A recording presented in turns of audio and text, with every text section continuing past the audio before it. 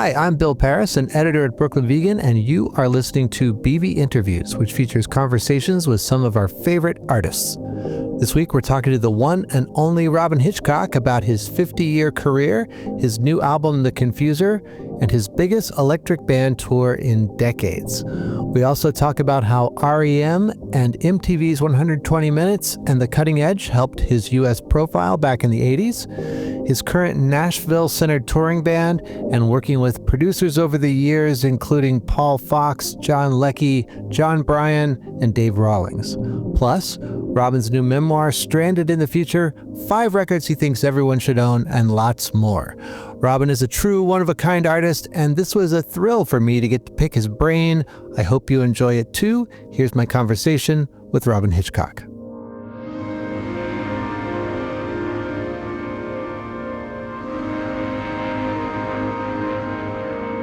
I'm excited and honored to be talking this week with Robyn Hitchcock, someone who needs no introduction, but I'm going to do it anyway. He's been making amazing rock music for 50 years or so, including with his iconic band, the Soft Boys, and a long and rich solo career that continues with his new album, The Confuser, that's out July 24th. Robyn, welcome to the show. Hey, thanks for having me, Bill. How's it going? Not bad, not bad. You're in California about to start your tour, right? I am indeed, yes. I was going to say, I think you've been a constant in my musical life for 40 years, and I can't remember which came first. It was either reading in Rolling Stone or Spin, Peter Buck, it was like end of the year issue, and he recommended one of your albums. It was probably Fegmania or Elemental Light or something. And also at the same time, seeing the Man with the Light Bulb Head video on 120 Minutes here in America. Yes, that was really nice because things like that announced us without having to do anything, which was great. Peter Buck had come across my records when he was working in a record store in Athens, GA, and 120 Minutes started showing my videos, and I didn't even know they existed. They got my phone number from somewhere in London and called me up, and I had no idea who they were or how they got them. I still don't, actually, but it was great because we made the videos very, very cheaply on Super 8. And I don't even know why we made the videos. I think because my friend Tony Moon kind of wanted to do it.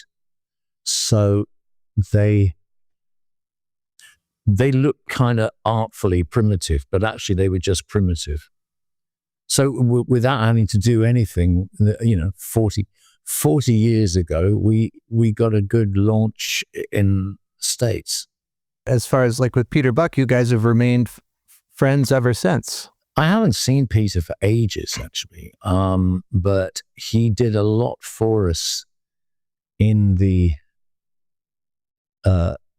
early days, really, the 80s and 90s. And then he and Scott McCoy and Bill Rieflin, who were the kind of extras in REM, also acted as a module that backed me up called the Venus 3. And we did quite a few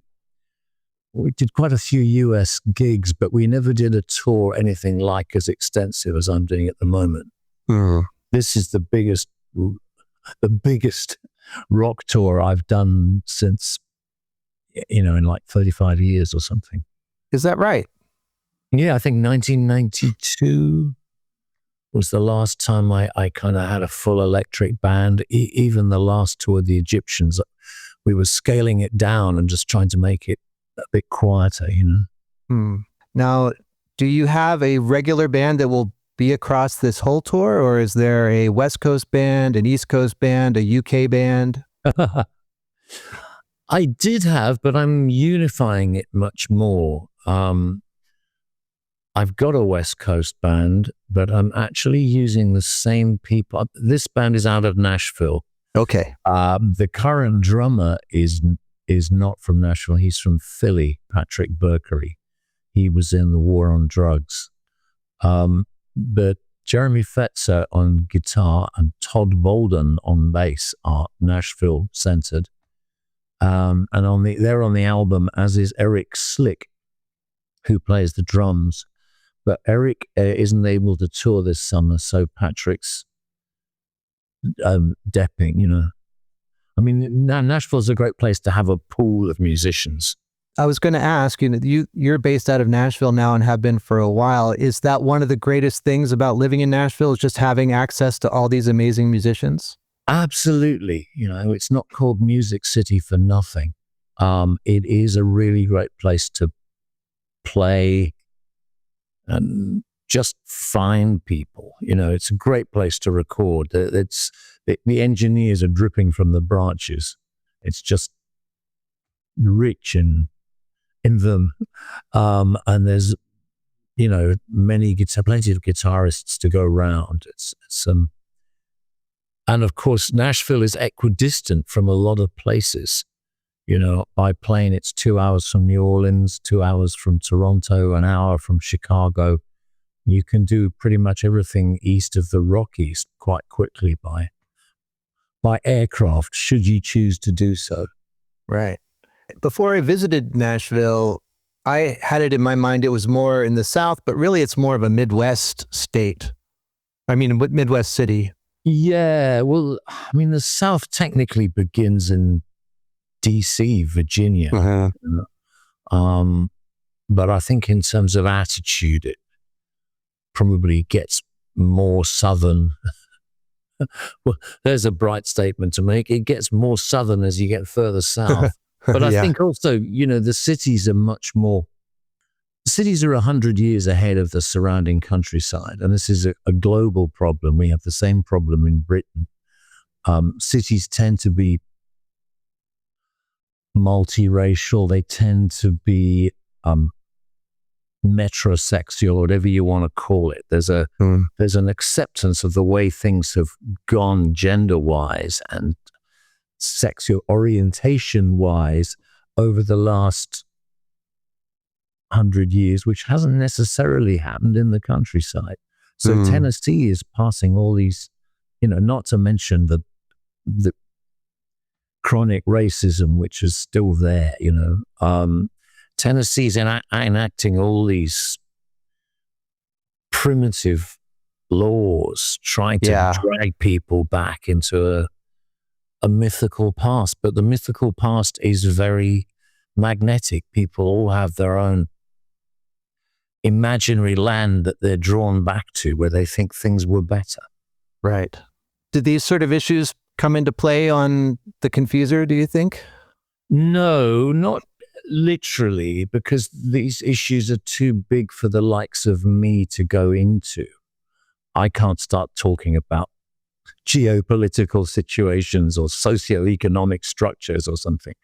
But they do affect the soil out of which the songs grow.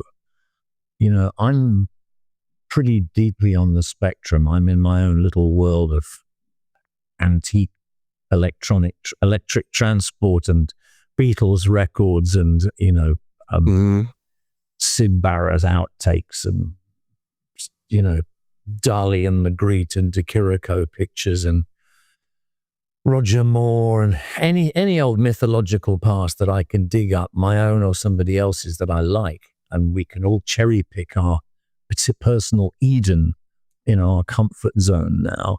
A lot of people, it's actually the late 1980s, so they come out and see me and I can make them feel 17 again, you know. Uh-huh. Yeah, he's playing Balloon Man. Yeah, I want to destroy you. Whoa, Queen of Eyes. Love the soft boys, Robyn. Good, thank you, you know. Give me your brain and I'll sign it. You know, it's all there. Right. But The Confuser is a celebration of collapse. It's a celebration of disintegration. Or if you want to put it more positively, change. You know, are we seeing the last gasp of the old guard in a world that's moved too fast? Or is the dead hand grabbing us round the ankle and pulling us back into the pit of hell? Don't you think you've got away because you haven't? Here comes the judgment, you know. It's so hard not to look at it emotionally and take it personally. So the songs are, in terms of vibe, just me largely having a good time or trying to on the crest of the annihilating wave. I don't know what you want to call it, really. You can wring your hands and go, oh, this is so dreadful. This is so bad, like sort of like George Harrison at his most dismal, oh, it's so bad. I don't like it anymore, or you just have to kind of rock out. So I'm taking the latter option. And, it's probably a bit autistic, but I am, so can't be helped.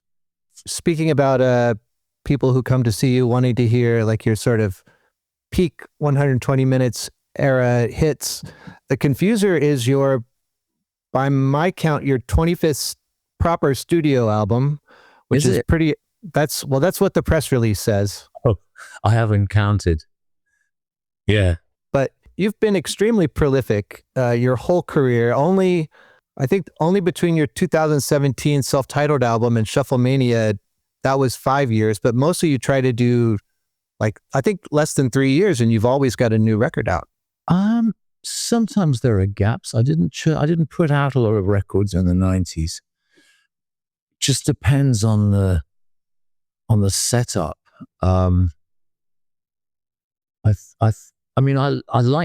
live to produce, the only thing I understand is art. I don't understand how to set up a Zoom interview. I don't understand how to apply for healthcare. I don't know how to drive. I did drive years ago, but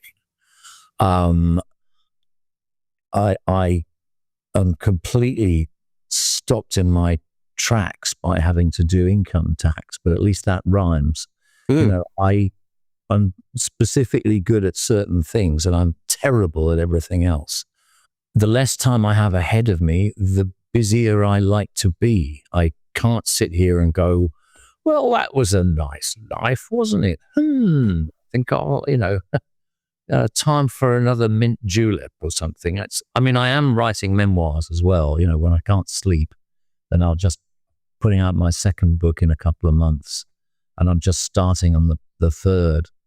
But that's simply a byproduct of insomnia. Otherwise, I'm painting, I'm writing, I'm producing songs, I'm working on instrumentals. My prime thing is still music. People don't trust polymaths. You don't get any points for being good at other things. Mm-hmm. I see myself primarily as a musician and a songwriter, but I've always drawn and painted pictures, and I've always been quite good with words. And I had the words before I had the music, so I do them too, and I keep myself busy because I've got all eternity in which to not exist. So Now's the time, folks. That the words come first. Is do you write the lyrics before working out the melodies and riffs? Sometimes. I go back through my notebook every so often and I find lyrics I have no memory of writing, and I'll pick up the guitar and see if I can make them scan, but I may have to chop them up a bit.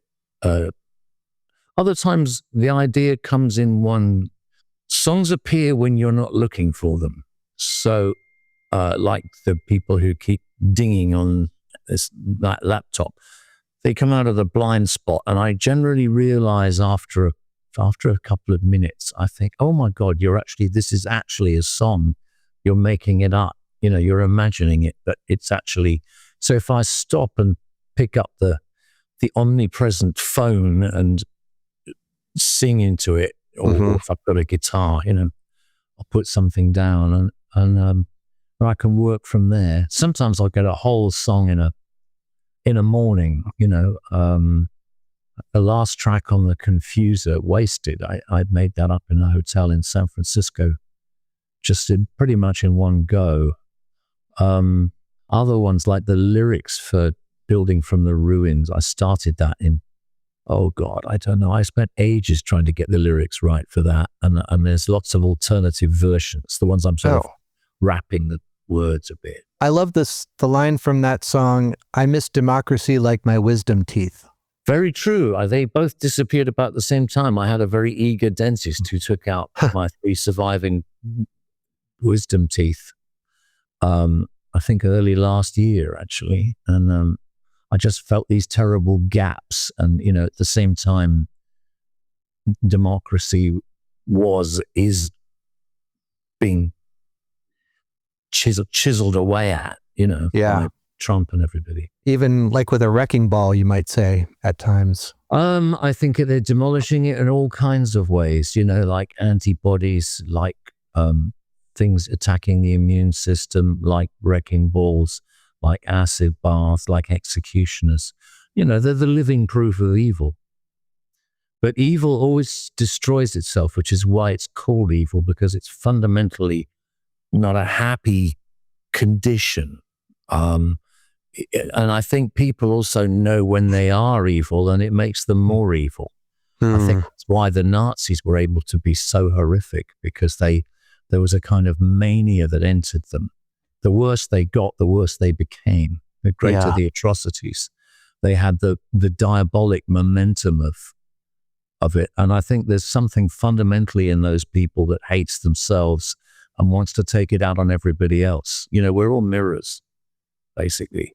People who like me are generally nice people, and people who don't like me, generally people who are irascible people, and I annoy them or I remind them of themselves.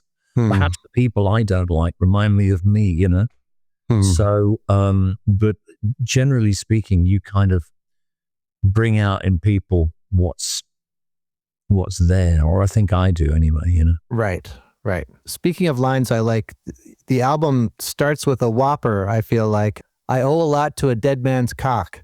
That's quite an opening statement to the record, and it's also a very universal statement once you get over the mild shock. Well, that's the thing. It's just finding a way of saying something that applies to everybody, but in a way that hasn't been said before. People often think that what I say is peculiar or eccentric, but actually it's just another way of putting things that I think apply generally. I mean, some stuff is very me specific, but I've always taught my own language. I evolved my own language back in the 70s when I was trying to write songs. So I produced songs that were completely incomprehensible because I sang them in my own code. And gradually I kind of learned to put things in a way that was more universal. But, I'm still no Springsteen or Lennon or anybody. I only represent my own tiny corner. But, the dead man's, that somebody said to me, Bobby Bear Jr. Do you know who Bobby Bear Jr. is? Yeah. He's guided by voices. Right. His dad was Bobby Bear Sr. He's a friend of mine in Nashville and a great songwriter. And he said, it's a real love song to your parents, that one. And I thought, I guess he's right, You put me here, thank you very much. Was that always going to be the opening song on the album? Well, the album owes its existence largely to Emma Swift, who was the person who launched the beginning of the interview. My wife, Emma, who is she's a beautiful singer and she's a great songwriter, but she's very self-critical. So I produce about 5 times more, or at least more frequent work than she does. But I think hers has more emotional depth. Her singing certainly does. Mine is, I'm the dancing mind. I just go all over the place.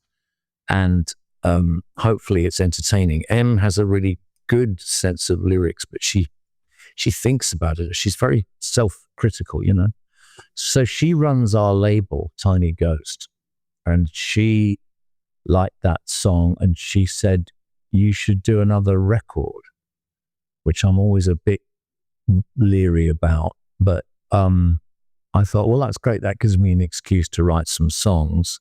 And I had that song from a couple of years ago, and she always liked it. I wrote that way back in 2022. So I think she always wanted to start the record with that, so we did. And she got me to record with Jeremy Fetzer and Eric Slick. And then Eric brought in Todd, the bass player. I got Brad, the engineer, producer.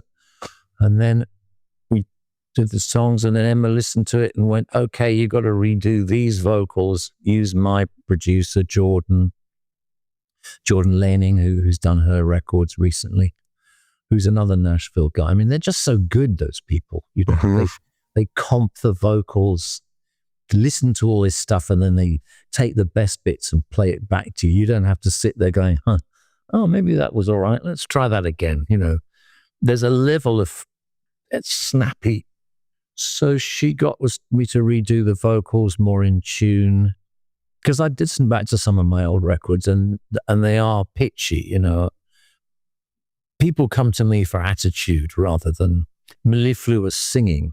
And I grew up listening to Dylan and Beefheart and Lou Reed, and none of them were beautiful singers. But I also love the Beatles, who were beautiful singers. So, Em said, just get it right. Try and get it right for a change. So the realization of the record owes a lot to Emma, not the.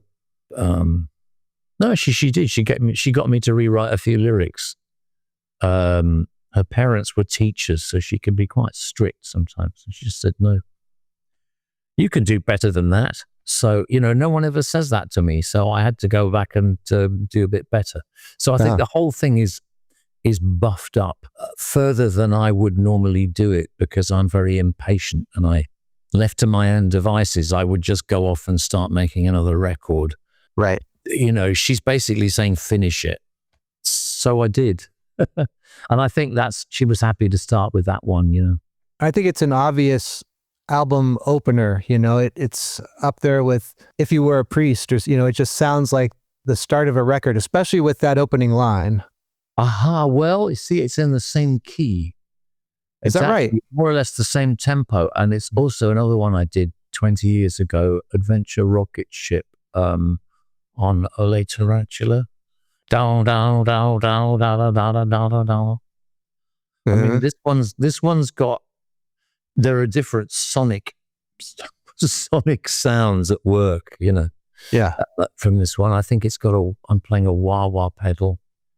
Jeremy Fetz has got that very architectural lead guitar. He plays all the arpeggios on that one.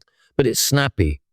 Those guys are really snappy. Yeah. And Eric's playing a kind of, it's slightly New Orleans-y or something, that whatever he's doing with the drums, it sort of swings a bit more than the sort of straight ahead drumming on those other ones maybe.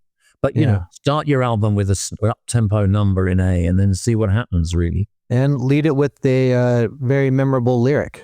Well, I'm glad you remember it. Yeah. I was going to ask, I know that you've had a signature style pretty much since the Soft Boys, I feel like, at least like sonically. And I was wondering what a producer brings to a Robyn Hitchcock record at this point, but I think you sort of answered it with Emma having you re-listen to things and just sort of make you more you, or a better version of you. I think that's one thing that's what Em did as the executive producer, but she wasn't sitting there in the control room.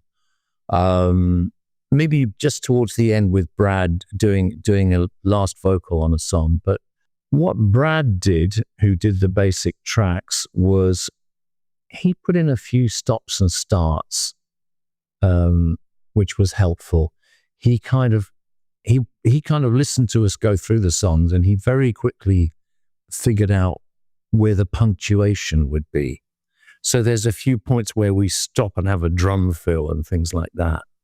I mean, he engineered it, but he definitely got me to do certain harmonies and things. Although then I think Jordan took some of them out. No, I can't remember. They came and went, For me, a producer also kind of makes decisions, helps me make decisions.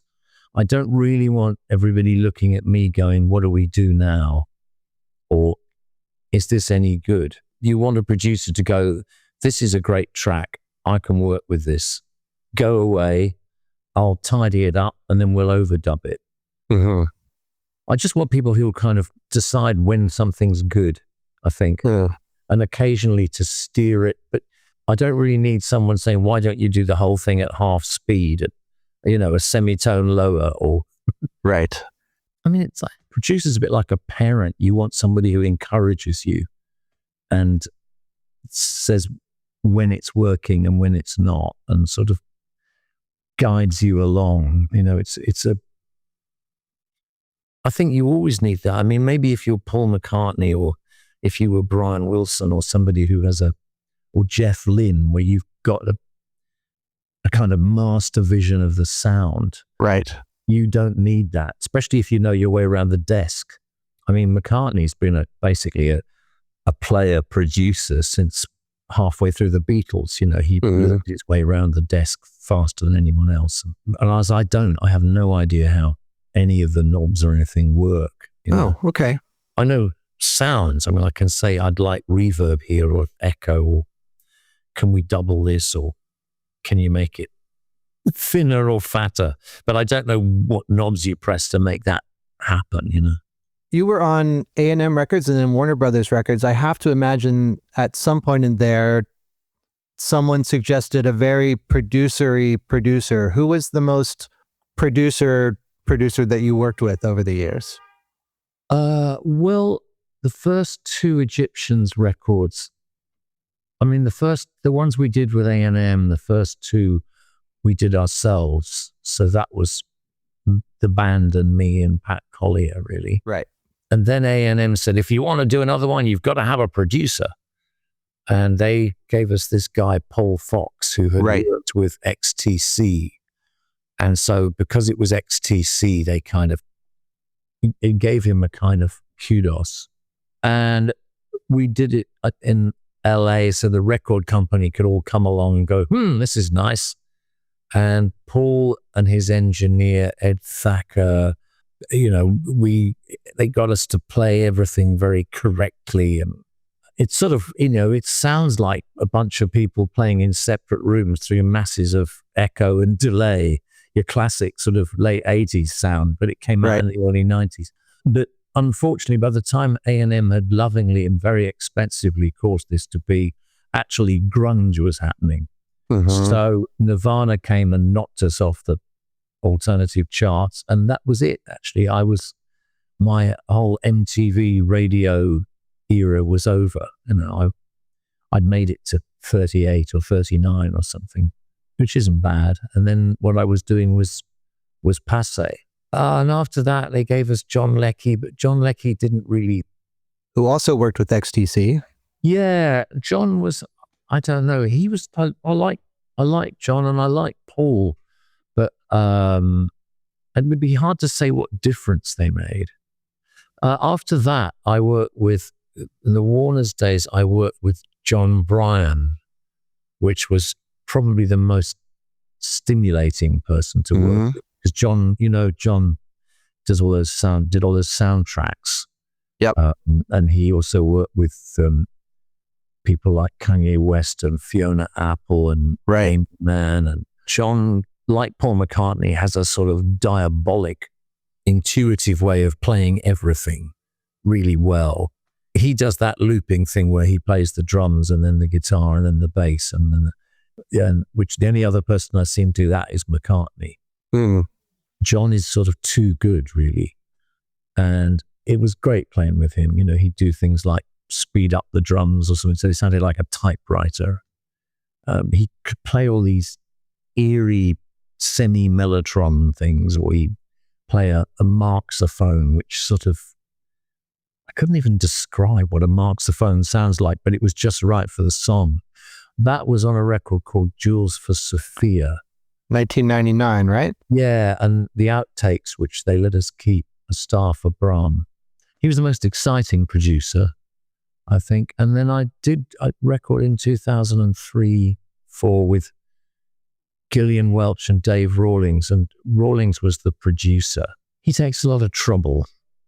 He's a very controlling person, generally with good results, but also, with people like that, it means that you delegate responsibility. Oh, well, Dave, it's all yours, you figure it out. And he's fun to play along with. Well, I had some great fun playing with him and Gil, who are now a sort of jam band, in fact, doing all those Grateful Dead shows. Right. But I realized they were a jam band. I saw them like 15 years ago in Golden Gate Park at the Hardly Strictly Bluegrass. And all these third generation hippies, fourth generation would go dead dancing to these two people playing acoustic guitar, who then launched into White Rabbit. And it all made total sense. You know, Gil and Dave all presented themselves as kind of Appalachian Quaker folkies or something when they turned up. They seemed quite stripped down and earnest, you know, but actually left to their own devices, they are a jam band. And Dave is a sort of Jerry Garcia figure. You know, there's an endless stream of notes flow out of him, most of them right. And he's great fun to jam with. So that was fun. We all played together at the Winnipeg Folk Festival last year. But they're deep in Deadland at the moment. But right. No, Dave was great to work with. And I think my favorite of the lot was Jon Brion. I don't even know if he does it anymore, but he was great. I really like Jules for Sophia. I think that's an underrated record in your catalog. Well, I had another big prolific burst, 97, 98. I wrote, and we recorded enough for 2 records, and Warner's put out one of them. And then they fired my A&R man. So obviously I wasn't gonna be recording anymore for them. Right. They did let me keep the outtakes, which I've got somewhere. But it was lovely. We had Ethan John's engineering, and so some of them, that was done at Ocean Way, a lot of it in LA. And I had John playing, Ethan playing, Grant Lee Phillips. Yeah. And then I had some British stuff. Kimberly Rue came in on some songs, and we did some up in Seattle with what became the Venus 3, Scott McCoy and Peter Viva Buck. SeaTac. Viva SeaTac. And Tad Hutchison playing drums. From Young Fresh Fellows. Yeah. Did you ever see them? Anybody who saw the Tad era of Young Fresh Fellows will never forget the crash cymbal gong on the golf flag, yes, which he had to duck as he was playing it. It was so great. Yeah, if you watched from the side of the stage, it was fantastic because it would go right over. And we used to wear a sailing cap like Tony Curtis wore in Some Like It Hot. Mm-hmm. And he did look like a young, fresh fellow into his 50s or 60s, but he's actually retired, sadly. The other 3 are still going. Yeah. And Jim and Scott. And it's great to see Scott back in action after his stroke a few years ago. Yeah. They played 2 summers ago. That was their first show since opening for the Soft Boys at like Irving Plaza or Webster Hall or wherever it was. Irving Plaza, yeah. Oh, God. Oh, where did you see them? It was a club called Bowery Electric. Is that to do with the Bowery Ballroom? No, it's on Bowery. It's like basically right next door to where the original CBGB's was. Oh, and right. It's a club that was opened by this guy, Jesse Malin, who was in a band called Degeneration and owned a club called Coney Island High. And he owns a couple other venues in New York now. Yeah, they played there and they were great, but Tad was missed. But no, what can you do? Tad is irreplaceable. I've had other drummers play Viva SeaTac, but it's actually a lot of, I don't know, it's not easy for them. I don't know what Tad did, but it was just right. Mm-hmm. And he also, of course, came and did it on the first take. And Kurt Bloch played keyboards. He didn't know the song, nor did he know what he was playing on. There was just some funny electric organ or something like that. Uh-huh. So Scott was on bass, and Peter Buck and I were on guitars, and that was fun. That was it just happened. It's perfect. Recent West Coast band, you had Kelly Stoltz in the band, right? Yes, I have. That is Kelly on drums and Dr. Pete, who's in fact a psychiatrist, psychologist, therapist on bass, and his friend Rusty on keyboards. And Kurt Bloch, actually. Kurt Bloch has come down from, he's done West Coast stuff with us. I'm using a Nashville band now, but I am going to do some more with the Kelly Gang early next year on another project, which we will announce as it approaches. But yeah, I'll be doing some more with Kelly. Kelly's fabulous. I love Kelly. He's a mensch, and his wife Ali, so terrific. She's a really great slide player, and she was a musical director of a tribute to Captain Beefheart that they did at the chapel last August, with various guest vocalists, especially me, because I seem to know more songs than anyone else. But Ali Baker played slide on. She was the sort of Zoot Horn Rollo figure, you know. The Stoltz Baker gang are quite something. Kelly's one of the funniest musicians that I've ever seen live. Well, he is. He's got a terrific sense of what we call humor. And I refer to him as the Englishman of the group, because he does these northern voices, because he's an honorary Bunnyman. He was in the Bunnymen for 2 years. And he led his own Echo and the Bunnymen cover band before, in the early 2000s. I can't remember what they were called now, but I saw them at CMJ in like 2001. Scott from Pavement was in the band. Yeah. And they didn't just do the songs. Kelly was Ian McCulloch on stage. You know, he'd be like, "You may have heard this one on Peel," or something like that, you know. Yes, is what somebody referred to as baritone scouse. He's really, it absolutely suits him. He's got a band at the moment, some of whom are from Liverpool. I mean, a British band, but he's very quick. And in fact, he made a guitar for me, a polka dot guitar, customized a Fender. It's called the Tubby Caster, named after my cat Tubby. Emma's and my cat Tubby. And so I'm playing a Stoltz customized telly for this tour, which is really nice. And I'm hoping to see him tomorrow night with possibly a Bunnyman in tow, I believe. Oh, nice. You said he made you a polka dot custom guitar, and polka dots have long been like one of your, at least visual, signifiers. You've got lots of polka dot shirts. Have you heard of this band, Angine de Poitrine? I've seen their clip, and we actually have the same publicist, both here and in Britain. Angine de Poitrine, which I think is like a heart attack or something. Right, it's angina or something like that. I mean, it seems to me from the kind of post-Beefheart school, maybe via Devo, very original, and I love it. But I mean, I have been doing the white on black and black on white dots for some decades now. But good luck to them for achieving a very high profile very fast. Yeah. I still have the dots, and I have a dotted shirt for this tour that should go with the guitar, I think. Where do you get your polka dot shirts? I had 3 of them made in Sydney, because Emma, being Australian, comes from Sydney, and we have spent some time over there. And a man named Russell Wade made up 3 polka dot shirts for me. But occasionally you'll find one, you'll just see one in a store, but very often they're kind of tailored for like 21-year-old guys, right, that I couldn't fit into anymore.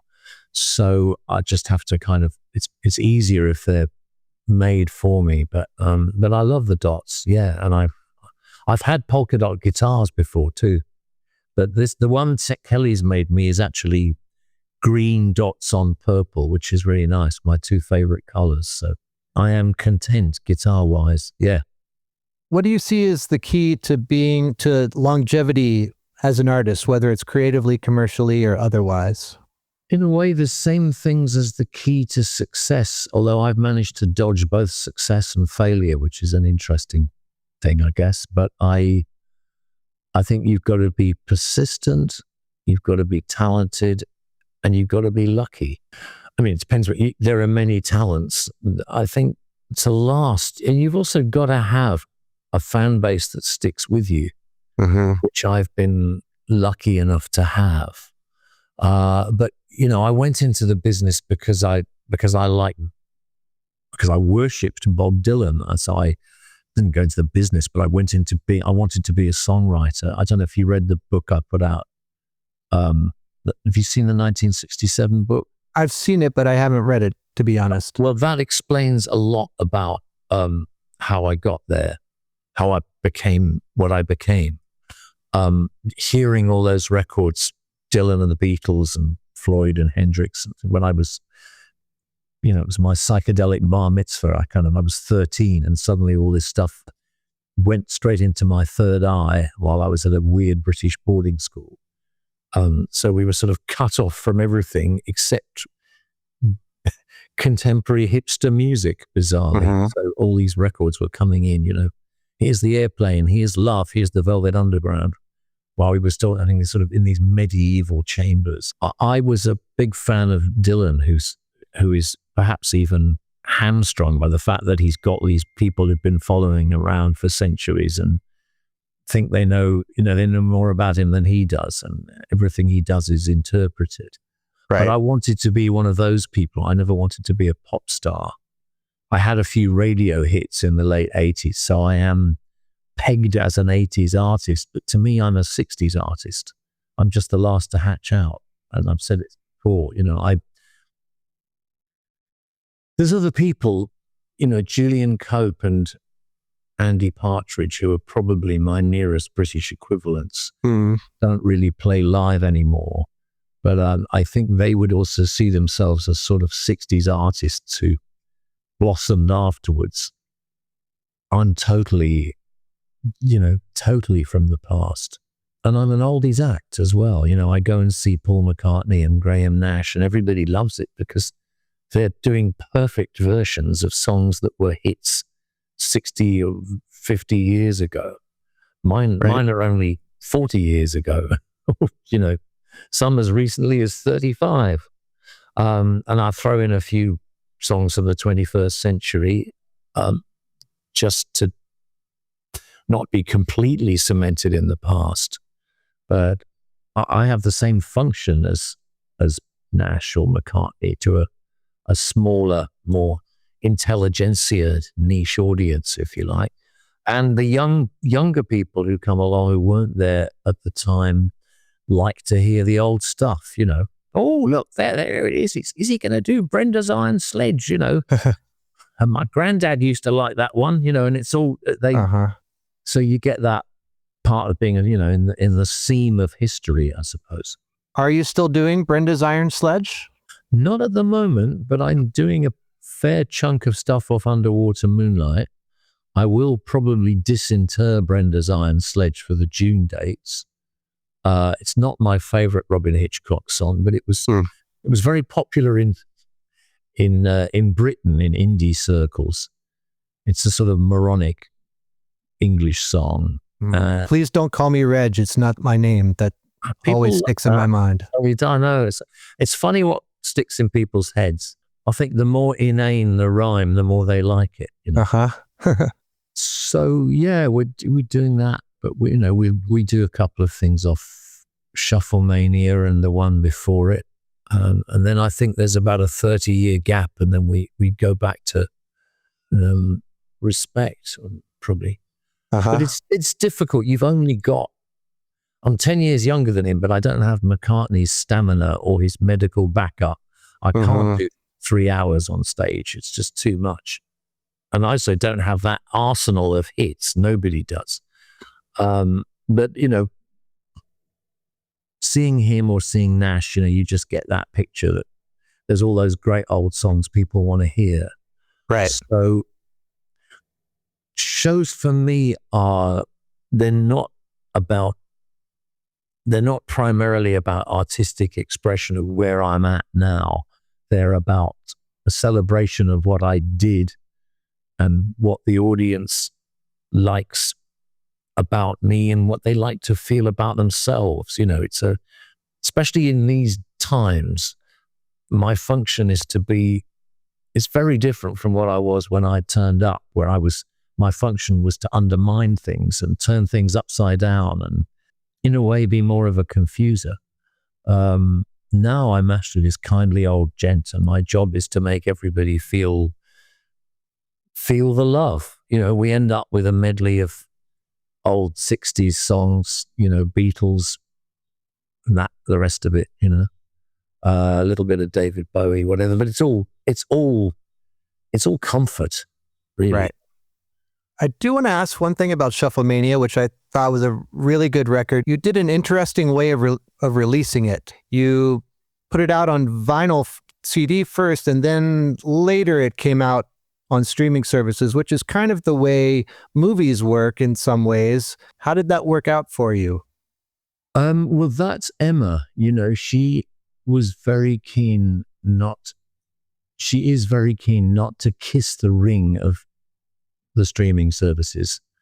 And when she put her album Blonde on the Tracks out, which was the first serious Tiny Ghost new release that we did, she didn't give it to Spotify for 6 months. There were articles in Rolling Stone about it. And good God, what's she doing? So her policy is to sell the records initially direct to consumer, and then into the stores, and then to make them streamable. But that said, I think the first 2 singles are on streaming services from this one. They're definitely on Bandcamp, so. M's much more 21st century than I am. You seem to be doing all right. Well, I am functioning, but in terms of, Emma allows me to function in ways that I would otherwise not be able to, really. I owe her an enormous amount. We sing together our little weekly streaming show. Right. I don't play on her stuff. She doesn't really want my guitar on things, but she comes and sings on mine sometimes. She's not on the Confuser, but she's the executive producer. Right. I would still be writing songs I'd be creating without her, but I don't quite know what I would do with them, Mm-hmm. I might still be tethered to some small indie label where you have to be their best customer. I mean, Yeprot were lovely and they're nice people. I'm really fond of Glenn and Mariah. Spido worked there, but with an indie label, you basically got to be their best customer. You buy it off them and then you sell it for a small markup. And it makes much more economic sense to be your own label. It's just harder work, really. And again, Emma does more of the work than I do in terms of modern stuff, Uh-huh. All right. I've only got a couple more questions for you, then I'll let you go. I've seen you play many times over the years, but I think the most memorable has to be, I actually got to go to that Mountain Stage show in 1991 that was, REM was the headliner, but you played, Billy Bragg played, Clive Gregson and Christine Collier played. Yeah. What do you remember about that show? Well, I remember having a terrible hangover because I'd been grooving with Mike Mills and everybody the night before. Mm-hmm. I remember busking in the car park just to kind of clear my head. I remember my guitar going out of tune a bit. I think there were quite a few different sections. I remember coming back. I did my spot. Peter Buck joined me. Yeah. Denny Bonet, the violinist, came and played with me on a song. Billy Bragg was playing, and then he sang with REM. I don't think I sang with REM. I think I just played with Peter. But everyone was hanging out. I remember I played a new song, Arms of Love, which the REMs recorded it, although they got the chords wrong. It was fun. It was that era, the pre-grunge era, just barely, just before that struck. And people like REM were very good. They were very generous. They pushed my envelope. They pushed Billy Bragg's envelope. at a time when they weren't doing any shows, the only shows they did for Out of Time, they had Bill and me, both in London at the Borderline and at the Mountain Stage show. Mm-hmm. And looking back, I'm really impressed that they had us do that, really, because the REM were at their absolute hippest. It was before they became too big to be hip, a la Monster and all the rest of it. Right. They still had the remains of being an underground indie alternative cool rock band. They'd spent the whole of the 80s building up in a way that you probably can't now, but they just built up each tour. They went and played to more people, and they had us on the 89 tour, which was also very generous of them, the Green Tour. So I'm just touched, really, that they did that. And I think at the time I took it for granted. Well, of course they'll have us, but actually they didn't. There were loads of people they could have. And, the REM fragmented in the 90s, and Jefferson, their manager, who'd been an integral part, disappeared under mysterious circumstances. And Bill Berry, the drummer, just couldn't take it anymore. And it really became Michael Stipe and a backing group. And then it was all over. And they still, I don't know, actually, I haven't really seen any of them lately, but I know once they'd broken up, they hung out together more. But it was just, they just fragmented, as people are likely to do once you're, young people hunt in packs. Yes. Once you've got your prey and you're over 30 and you're over 40 and you've got your own money, you don't all have to hang around in a gang anymore. Right. And but anyway, I'm sort of drifting off into REM nostalgia, but I'm grateful to them for all they did. Yeah. I remember being outside the venue waiting to get in, and a friend of mine who was from my college radio station was there, and he had a test the next day, and he was studying like geology or something, and all of a sudden some guy came up and pulled the textbook out of his hands and started reading from it like a Bible. Do you know who that might have been? No. It was you. Me? Yeah. Really? Wow. Oh, that's kind of obnoxious. Sorry about that. I think I was still, it was reading about geology. Yeah. Well, it sounds like the kind of thing I would randomly do would be to pick out a geology book and start reciting it. But I mean, I wouldn't do anything as intrusive as that now, Right. But I was a wee little 38-year-old or something, so it's different then. Is there anything else we should note? You mentioned you're just about done with your new memoir. What's the second one about? The second book, I'm glad you asked me that, is called Stranded in the Future. And it's about the years, for me, 1968 to 78. So I go from being 15 to 25. And it's having in the first book decided I wanted to be a songwriter. The second book is me going through the process of teaching myself how to write songs, and then teaching myself to play in public and looking for musicians. And in the course of it, I got to Cambridge and I meet Kimberly Rue and Maurice Windsor, who became stalwarts of the Soft Boys. And so at the end of it, the beginning of the book, I'm still at boarding school in Winchester. And by the end of it, I've got the Soft Boys and we're about to apparently get a major record deal in London. So there's some sort of progress. But in between, there's a lot of other things going on, which are more about how I developed my own personal mythology and to some extent language that I then fed on to write songs. So it's how I kind of fueled songs. There's no technical stuff like going from B flat to F and then back to C, or I like to rhyme how I like all that stuff. It's not to do with technique, but it's to do with how I created the tank from which my songs became fueled.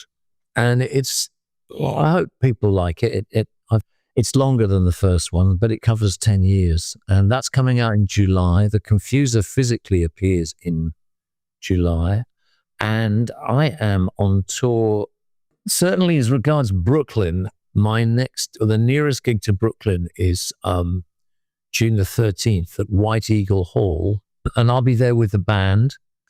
Hopefully it's pretty much the same band that we have now on tour. And, I might even have worked out Brenda's Iron Sledge again by then. I don't know. But all right. My last question, it's always the last question of this podcast, and it's also a bit of a put you on the spot question.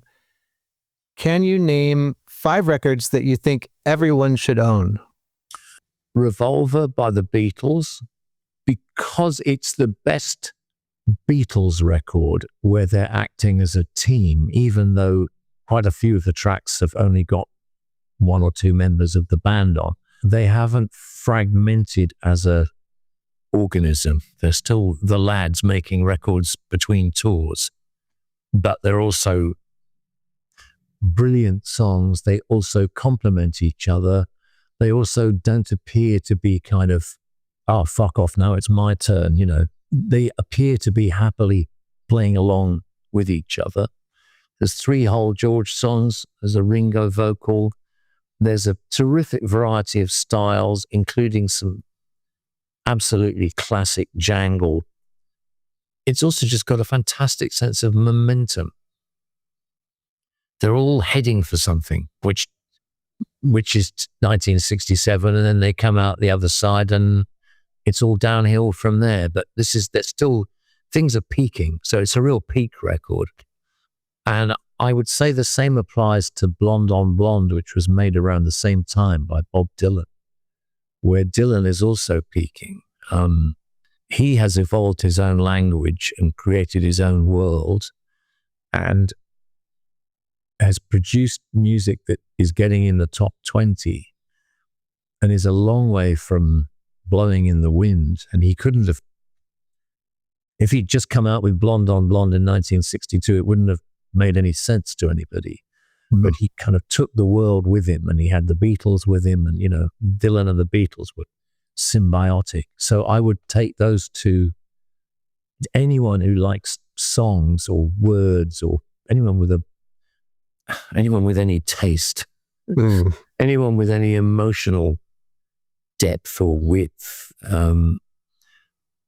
and I would take those. Otherwise, I would send probably Time the Revelator by Gillian Welch. It's a beautiful record, her and Dave Rawlings. They've done great songs before and since, but that has just got a real crop of beauties on it. It's a very reflective record, very spare. It really goes down to the depths. It's not conventionally dramatic or theatrical at all, but it is quite striking. The great records are worlds that you can live in, Another great record, I think, is On the Beach by Neil Young, which it may not be his strongest collection of songs, but it's his most, if you want to find a world to go and live in, that's the one I would go to. It's a sort of bottoming out record. And it's a record you can kind of look out at the world through. He's bummed out in a classic sort of early mid-70s way, 73, 74, Walls and Bridges, Blood on the Tracks, Berlin, On the Beach. People were all getting into their first divorce and, their first or second shot at rehab. Nobody was high anymore. They were just smashed. Nobody thought that acid was going to show you, open the doors. All the momentum of 66 had vanished. But I think I preferred that to Blood on the Tracks or Walls and Bridges. There's just something about Neil Young's, he wasn't in the middle of a personal crisis like Lennon and Dylan might have been, but there's that same terrific disillusionment, but a very philosophical strength underneath it. You know, when things get bad, you can't just complain. You've got to find something. You've got to find some rock to either be on or actually to become. Sure. And it's got some grit, that record. So I recommend that as a place to go. One more. Well, my other great favorite is A World of Its Own is Avalon by Roxy Music, which I don't know, may not be Bryan Ferry's best collection of songs, but it's the most realized of his post-Jerry Hall breakup Roxy Music kind of narcotic heartbreak song records. So exquisitely rendered and performed and polished, but not in a kind of uptight, steely down way. You can still breathe. There's everything's positioned so it's not claustrophobic. It is dreamy and it is druggy. I don't know what the drugs were that were at work, but there's definitely some kind of narcotics in there. But in a serene and beautiful, slightly unreal inscape. It's again another world to climb into. And I think all those records, certainly Blonde on Blonde and Time the Revelator, and On the Beach and Avalon, are worlds you can climb into. And closest I've got to it is probably I Often Dream of Trains, which is, I was quite hermetically sealed when I made that stuff up. But I don't think it's in the league of those records I've mentioned, but that's the kind of, if you want to climb into a world, that's probably my contribution to it, you know. Robyn, thank you so much for taking an hour out of the day to talk to me. Oh, it's a pleasure, Bill. Always nice. Thanks for doing this. It's a thrill to be in the hinterland of the Brooklyn vegan. And hopefully we'll see you down the line. Thanks again to Robyn Hitchcock for being on this week's show. His new album, The Confuser, and his second memoir, Stranded in the Future, are both out in July, and he's on tour with his band Now. While I have you, be sure to check out our other podcast, BV Weekly, where my coworkers Dave and Andrew discuss the week's hot button music news, the latest releases, and more. You can also follow Brooklyn Vegan on social media, and if you like this episode, be sure to tell your musically minded friends about it, as well as do all those other things, like, subscribe, write us a review, give us 5 stars, all that kind of stuff. It really does help us reach more ears. Big thanks to our mix engineer Nick Gray and Michael Silverstein for the theme music. I'm Bill Pearis. Thanks for listening.